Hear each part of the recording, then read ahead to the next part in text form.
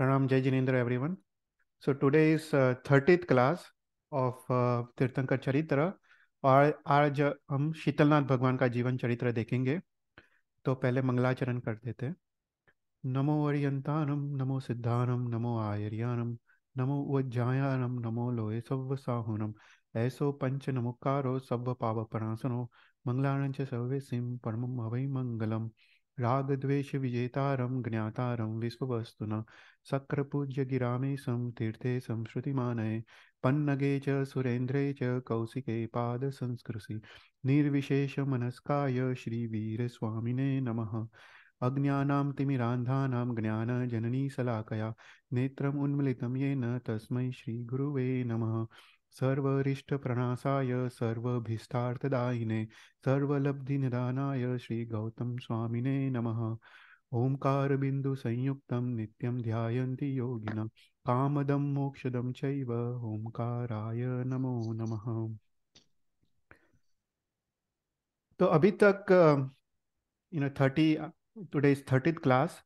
हमने अगर आपको याद हो तो स्टार्टिंग में हमने अधोलोक का वर्णन किया था, नरक का वर्णन किया था, 7 नरकों का। उसके बाद हमने we started with the Madhyaloka वर्णन और last I think 14 to 15 classes we have been covering this Madhyaloka. और आज today we will complete the description of Madhyaloka और नेक्स्ट क्लास में we will start with the description of Urdhvaloka. तो ऊर्ध्वलोक के बारे में देखेंगे और देवगति के बारे में देखेंगे। तो आज कोई भी आपको क्वेश्चन हो मध्यलोक के बारे में तो आप पूछ सकते हो। तो we can we can answer all the questions on Madhyaloka. तो एक बार ब्रीफली थोड़ा रिवाइज कर लेते कि मध्यलोक के बारे में हमने अब तक क्या देखा। तो मध्यलोक के सबसे सेंटर में मेरू पर्वत है। जो ये मेरू पर्वत 1 लाख योजन ऊंचा है और 10,000 योजन उसका डायमीटर है। और इस मेरू पर्वत के बाहर जम्बू द्वीप है जहाँ पे हम रहते हैं। जम्बू द्वीप के बाहर लवण समुद्र है। ये जम्बू द्वीप 1 लाख योजन है। लवण समुद्र 2 लाख योजन है। लवण समुद्र के बाद घाटकी खंड है, वो 4 लाख योजन है। घाटकी खंड के बाद कलोदधी समुद्र है जो 8 लाख योजन है। और उसके बाद पुष्करवत द्वीप है जो 16 लाख योजन है। तो इस अर्ध पुष्करावर्त द्वीप तक उसको मनुष्य लोक कहते हैं, जहाँ से मनुष्य जन्म का होता है और मनुष्य का मरण होता है। और सभी 24 तीर्थंकर भगवान जो 63 सलाहकार जो पुरुष है, उसमें 12 चक्रवर्ती, 9 वासुदेव, 9 प्रतिवासुदेव, 9 बड़देव आदि सबका जो जन्म होता है वो मात्र मनुष्य क्षेत्र में ही उनका जन्म हो सकता है। तो इस जो जो द्वीप समुद्र है उसको अधिद्वीप कहते हैं। अर्ध पुष्करावर्त द्वीप तक जो जो एक्सटेंशन है मेरू पर्वत से उसको अरिद्वीप कहते हैं। और अरिद्वीप के बाहर असंख्य द्वीप और असंख्य समुद्र है। और हर एक का जो डायमेंशन हमने देखा था वो डबल डबल होते जाता है, राइट। और लास्ट जो द्वीप समुद्र है वो स्वयंभू रमण समुद्र और स्वयंभू रमण द्वीप और स्वयंभू रमण समुद्र है। तो हमने देखा कि जो अरिद्वीप है वो अरिद्वीप में ही मनुष्य का जन्म होता है। पर मनुष्य अरिद्वीप के बाहर वो जा सकता है। वो अपने चारण लब्धि द्वारा, आकाशगामिनी के विद्या द्वारा वो इसके बाहर जा सकता है, या कोई देवता के सहाय से वो he can travel outside this अरिद्वीप। तो वो कहाँ तक जा सकता है? तो वो रोचक द्वीप तक, जो 21 द्वीप समुद्र है, वो वहां तक जा सकता है। तो उसके बाद मनुष्य जा नहीं सकता है। तो maximum distance he can travel is up till रोचक द्वीप। तो जो अरिद्वीप है, अरिद्वीप में हमने देखा देयर आर 132 सूर्य, 132 चंद्र। और ये जो सूर्य और चंद्र है वो गतिमान है, गतिशील है। वो अपने अपने मेरू पर्वत को वो प्रदक्षिणा देते हैं।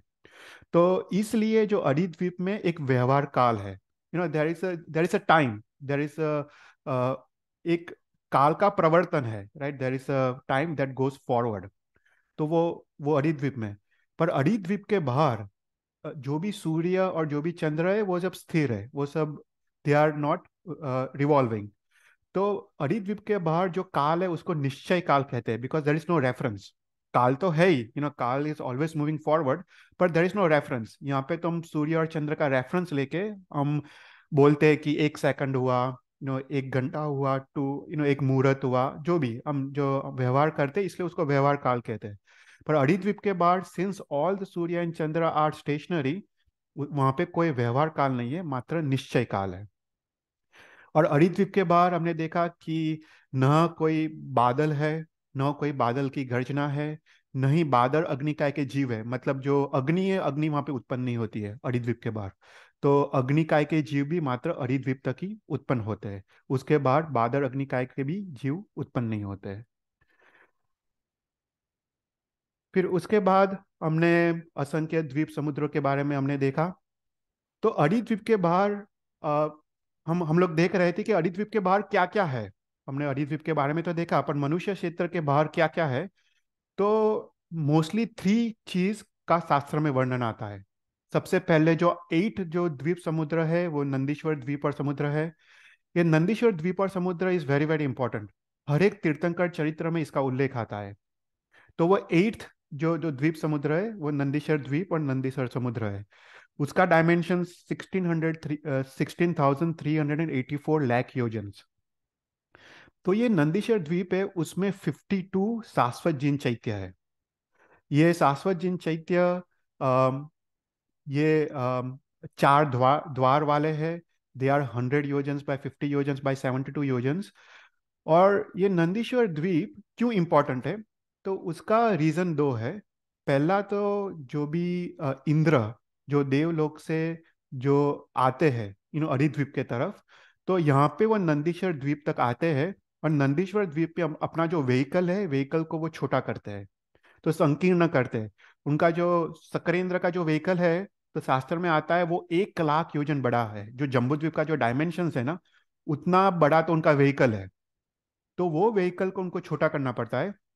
तो वह नंदीश्वर द्वीप तक तो आते हैं, पर हर एक तीर्थंकर चरित्र में आपने पढ़ा होगा कि नंदीश्वर द्वीप में वो अपना व्हीकल को, अपना अपना जो विमान है, उसको संकीर्ण करके फिर वो आगे बढ़ते हैं।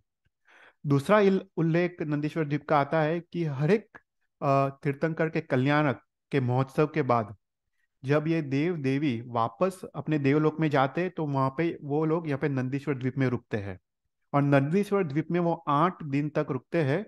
और 8 दिन वो पूजा और वो पूजा महोत्सव करते हैं।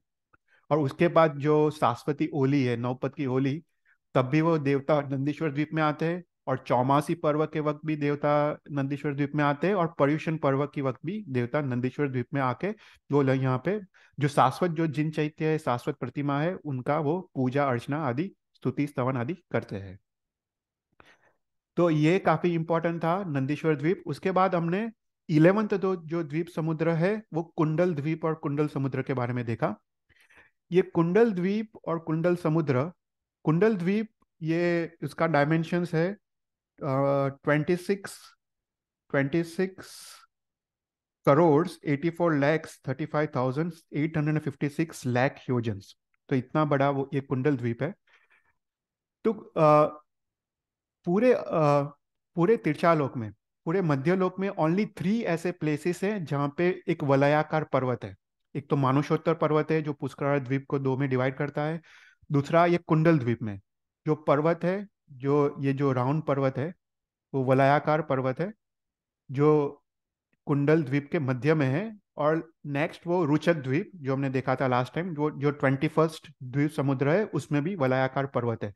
तो पूरे अड़ी द्वीप, पूरे जो मनुष्य क्षेत्र में, तिरछालोक में थ्री थ्री ऐसे क्षेत्र है जहाँ पे ये वलयाकार पर्वत है।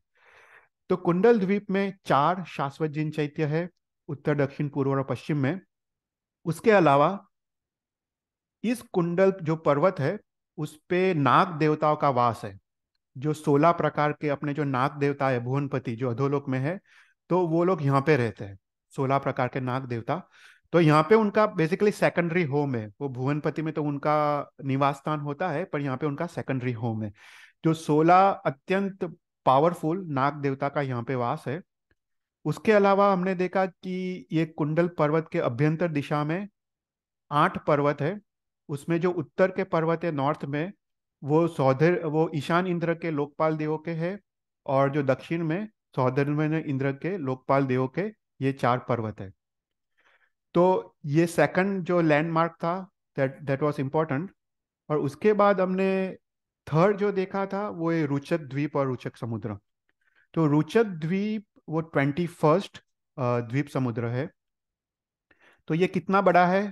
तो ये इसका डायमेंशन है 10 खरब 99 अरब 51 करोड़ 16 लाख 27,776 योजन।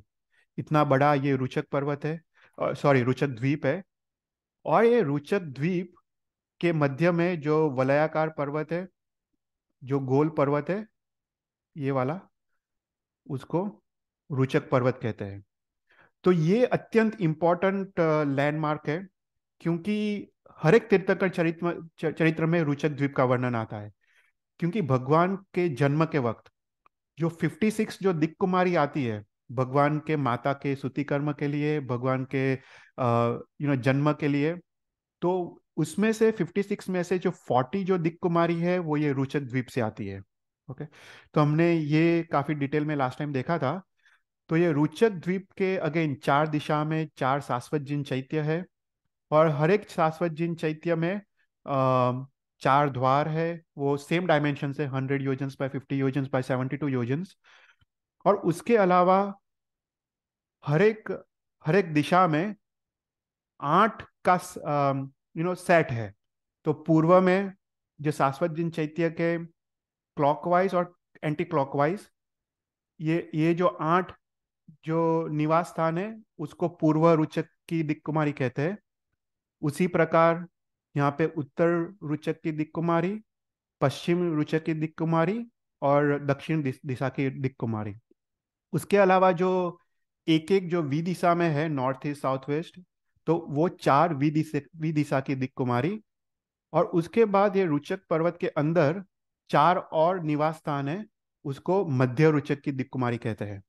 तो ऐसा करके टोटल 40 दिक् कुमारी ये रुचक द्वीप से आती है।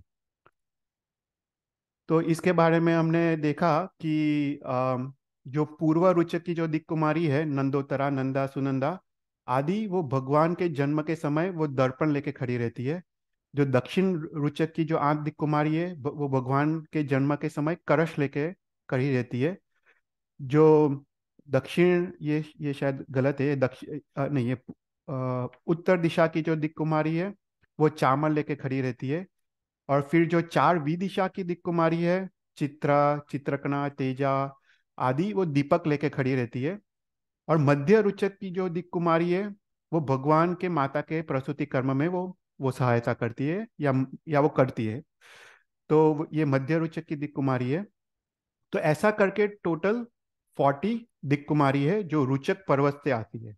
राइट।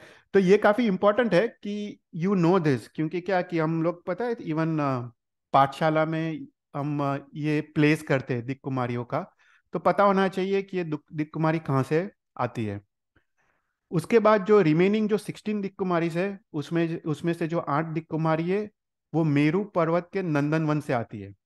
हमने लास्ट टाइम देखा था कि इस नंदनवन में 8 शिखर है, और 8 शिखर पे एक एक दिक् कुमारी का प्रसाद है, और एक एक दिक् कुमारी का वास है। तो इसको ऊर्ध्व रुचक की दिक् कुमारी कहते हैं। ओके।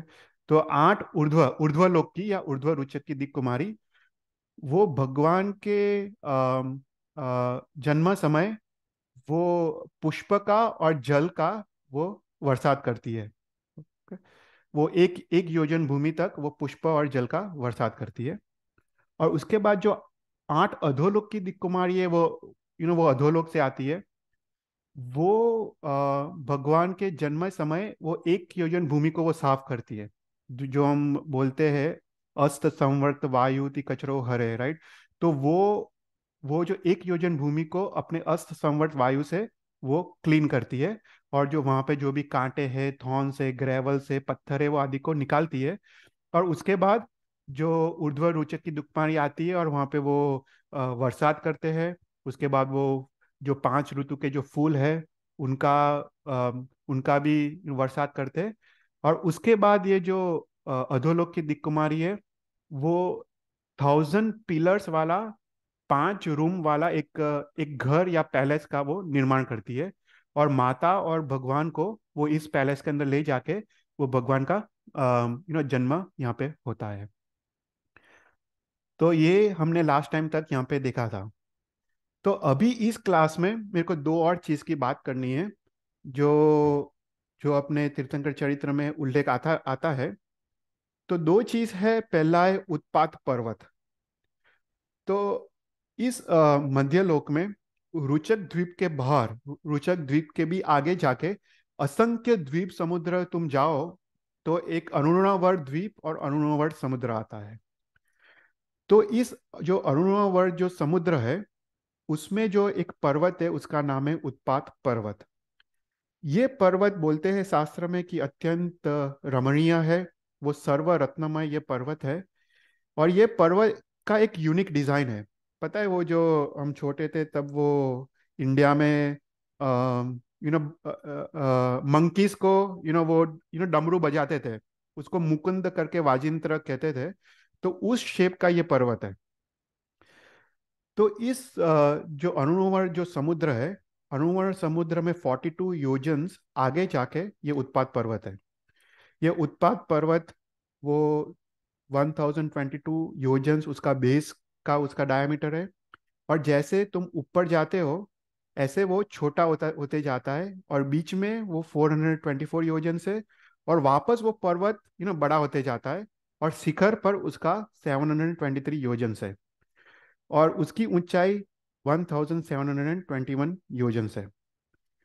तो ये उत्पात पर्वत में कहा जाता है कि ये उत्पात पर्वत में एक प्रसाद है, जो चर्मेंद्र देव का प्रसाद है, जो भुवनपति का जो जो 16 इंद्र है भुवनपति देवलोक के, उसमें से एक जो इंद्र है चर्मेंद्र देव इंद्र, उनका यहाँ पे प्रसाद है। तो ये जो प्रसाद है वो 252 योजन्स बाय 124 योजन्स, ये इतना बड़ा उनका प्रसाद है। इस प्रसाद के अंदर एक 8 योजन वाली मणिमय पीठिका है, मतलब एक एक प्लेटफॉर्म, ज्वेल प्लेटफॉर्म है। और इस प्लेटफॉर्म के अंदर चर्मेंद्र देव के युक्त परिवार के युक्त एक सिंहासन है। तो कहते हैं कि भगवान का जब जन्म होता है भगवान का, तब तब ये जब चर्मेंद्र देव अपने परिवार के साथ सबसे पहले वो उड़ के उत्पात पर्वत तक आते हैं। वो यहाँ पे उत्पात पर्वत पे वो यहाँ पे विश्राम करते हैं। और उनको फिर जहाँ पे भी जाना हो, वो भरत क्षेत्र हो या ऐरावत क्षेत्र हो या महावीर क्षेत्र हो, जहाँ पे भी भगवान का जन्म हो रहा हो, तो वहाँ वो ये उत्पात पर्वत से वो उड़ के अपने स्वलब्धि से वो उन क्षेत्र में जाता है। तो इसलिए उसका नाम उत्पात पर्वत है। उत्पात मतलब उड़ने वाला पर्वत, क्योंकि चर्मेंद्र यहाँ से उड़ के वो जहाँ पे भी भगवान का जन्म होता है वहाँ पे वो जाते हैं। तो ये उत्पात पर्वत का उल्लेख काफी तीर्थंकर चरित्र में आता है। और उसके बाद उत्पात पर्वत के आफ्टर आफ्टर द उत्पात पर्वत, ये सेम समुद्र में अरुणोवर समुद्र में एक अत्यंत इंटरेस्टिंग चीज होती है। तो उसको बोलते हैं तमस्काय। शास्त्र में इसका नाम है तमस्काय।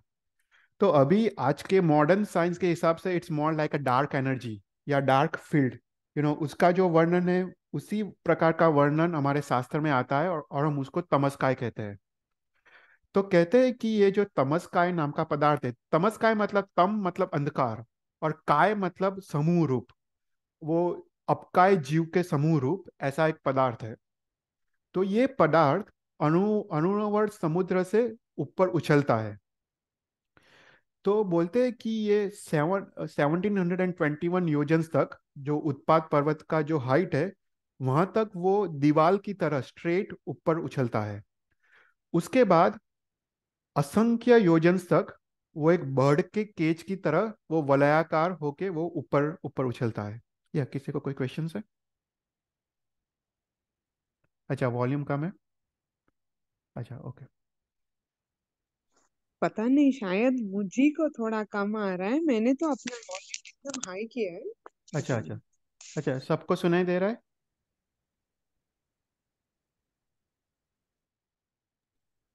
अच्छा, ओके। ये चल रहा है। ओके, ओके, ठीक। हाँ।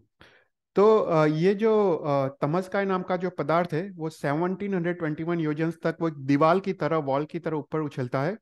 और उसके बाद एक बर्ड के केज की तरह वो एक आकार, एक वलयाकार आकार उठ के असंख्य योजन तक वो ऊपर उछलता है। तो ये जो जो तमस्काय पदार्थ है, वो पहला जो देवलोक है, पहला फर्स्ट देवलोक, इस एक रज्जु, इसका जो हाइट होता है एक रज्जु, एक रज्जु मतलब असंख्य योजन, वो पहला सौधर्मेंद्र और इंद्र, जो देवलोक है सौधर्मेंद्र, अ, उस उससे ऊपर उतल के जो ईशान इंद्र है, उससे ऊपर उछल के जो थर्ड देवलोक है सनत कुमार, उसके ऊपर उछल के महेंद्र देवलोक, और उसके ऊपर उछल के जो फिफ्थ देवलोक है ब्रह्म देवलोक। तो ब्रह्म देवलोक के जो थर्ड प्रतर है, हम एक बार देवलोक का ज्योग्राफी, आई थिंक एक आवाज आ रहा है। अच्छा, ओके। तो ये तमस्काय पदार्थ फिफ्थ फिफ्थ देवलोक तक वो ऊपर उछलता है। ओके। तो ये असंख्य योजन तक वो ऊपर उछलता है। तो शास्त्र में इसका डिस्क्रिप्शन आता है कि कि ये कितना कितना होता है, राइट। तो आई थिंक चंदन में मैं आपको म्यूट करता हूँ, थोड़ा आवाज आ रहा है। अच्छा। हाँ, ओके, थैंक यू। तो ये एक इंटरेस्टिंग चीज है। तो शास्त्र में क्वेश्चन आता है, राइट, कि ये कितना कितना ऊंचा है। तो बोलते हैं कि जो फास्टेस्ट देव है, तो उनका स्पीड कितना होता है, उनकी गति कितनी होती है। तो शास्त्र में लिखा है कि जो फास्टेस्ट देव है, वो 3 सेकंड्स में, मतलब अगर तुम 3 बार तुम चपटी बजाओ 3 सेकंड्स में, दे कैन ट्रैवल, जो जम्बू द्वीप का जो डायमीटर है, जो 1 लाख योजन विस्तार वाला वो जम्बू द्वीप है, वो 3 सेकंड्स में they can travel the circumference of Jambu Dweep 21 times. तो इतना स्पीड होता है देवता का। ओके। तो देवता का, दे can travel at such A high speed कि वो 3 सेकंड्स में दे कैन ट्रैवल जम्बू द्वीप जो 1 लाख योजन विस्तार वाला है। They can cover the circumference of Jambu Dweep 21 times. तो इतना वो देवता का, इतना वो देवता का स्पीड है। ओके। तो वो देवता, द फास्टेस्ट देवता को अगर इस तमस्काय पदार्थ का, उसको एक बार चक्कर लगाना हो, या फिर उसको ऊपर से नीचे तक उसको जाना हो, तो उसको 6 मास से अधिक समय लगता है। ओके। तो सोचो, 3 सेकंड्स में वो देवता जम्बू द्वीप का 21 टाइम्स प्रदक्षिणा दे सकता है। वो देव को इस तमस्काय पदार्थ का अगर एक बार उसको उसको राउंड मारना हो, उसको 6 मास से अधिक समय लगता है। तो इतना विशाल ये डिस्टेंस है ये तमस्काय पदार्थ का। तो आइदर उसको सर्कल मारना हो या ऊपर से नीचे जाना हो, उसको 6 मास से अधिक समय लगता है। तो ये तमस्काय पदार्थ है क्या, वो हम देखते हैं। तो शास्त्र में इसके 13 नेम्स आते हैं। ओके। तो पहला नाम है तम, मतलब वो अंधकार रूप है। ओके। ये तमस्काय पदार्थ कैसा है कि प्योर डार्कनेस है, it's just dark energy, it's just pure darkness.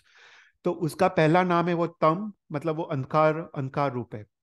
उसका दूसरा नाम है तमस्काय, मतलब अंधकार के समूह रूप, क्योंकि ये अपकाय जीवों का बना है। ये जो पानी से ऊपर उछलता है इसलिए वो अपकाय जीवों का बना है, इसलिए वो तमस्काय कहते हैं। उसका थर्ड नाम है अंधकार। उसका फोर्थ नाम है महाअंधकार, मतलब अत्यंत अंधकार। उसका फिफ्थ नाम है लोक अंधकार। ओके।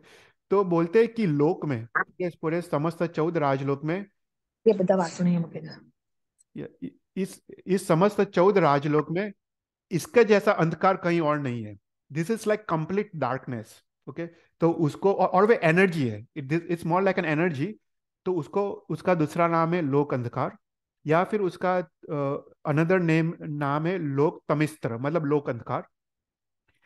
फिर बोलते हैं कि जो देवता है, अगर देवता भूल में से इस तमस्काय पदार्थ के अंदर चले जाए, तो दिव्य शक्ति वाले देवता भी वो देख नहीं सकते अपने दिव्य शक्ति के बावजूद। तो इसलिए उसका नाम है देव अंधकार या देव तमिस्त्र। और फिर शास्त्र में उल्लेख आता है कि देवता, अगर दो देवताओं के बीच युद्ध हो रहा हो, जो देवता हारने वाला हो, तो वो भय के कारण वो इस तमस्काय पदार्थ के अंदर वो चले जाता है। क्योंकि एक बार इस पदार्थ के अंदर वो चले जाए, तो जो भी उसको फॉलो कर रहा है वो अपना मति और गति वो भूल जाता है, क्योंकि इट्स प्योर डार्कनेस, वो कुछ और देख नहीं सकता है। तो इसका शरण लेता है, इसलिए उसका नाम है देव देव शरण्य। उसके बाद लिखते हैं कि ये एक चक्रव्यूह की तरह है। अगर देवता एक बार इसके अंदर वो घुस जाए, तो वो भयभीत हो जाते हैं, वो शोभित हो जाते हैं, उनको अपनी गति और मति वो भूल जाते हैं, और वो आकुल व्याकुल हो जाते हैं, और वो तुरंत वो बाहर निकलने का वो ट्राई करते हैं। इसलिए उसका नाम है देवव्यूह। एक देव का चक्रव्यूह जैसा है कि उसको भेद करना वो मुश्किल है। उसके बाद कहते हैं कि ये देव के गमनागमन के लिए वो एक बाधा रूप है, विघात रूप है, इसलिए उसका नाम है देव परीद। और वो देव को वो शोभ देता है, वो देवताओं को भी भयभीत करता है, इसलिए इसका नाम है देव प्रतिशोभ। और लास्ट में उसका जो 13th नेम जो शास्त्र में आता है, उसका नाम है अरुणदक समुद्र, क्योंकि वो अरुणवर्त समुद्र से वो ऊपर उछलता है।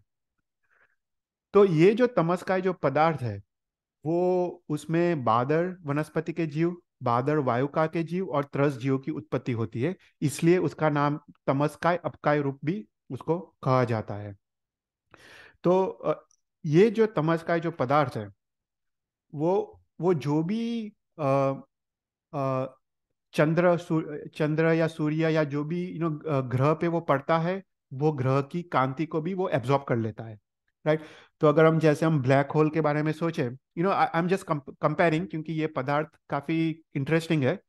तो इसका जो डिस्क्रिप्शन है ना, वो ब्लैक होल की तरह है कि it even absorbs the light.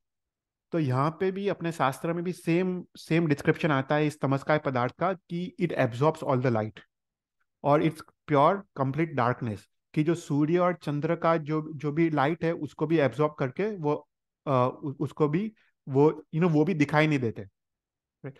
तो ऐसा करके पदार्थ अपने शास्त्र में आता है। तो यहाँ पे हम लोग मध्यलोक का स्वरूप हम पूर्ण करते हैं। और हम नेक्स्ट टाइम से ऊर्ध्वलोक के स्वरूप के बारे में हम बात करेंगे। कोई भी क्वेश्चंस हो तो यू कैन आस्क। मध्यलोक के बारे में किसी को कोई क्वेश्चंस है?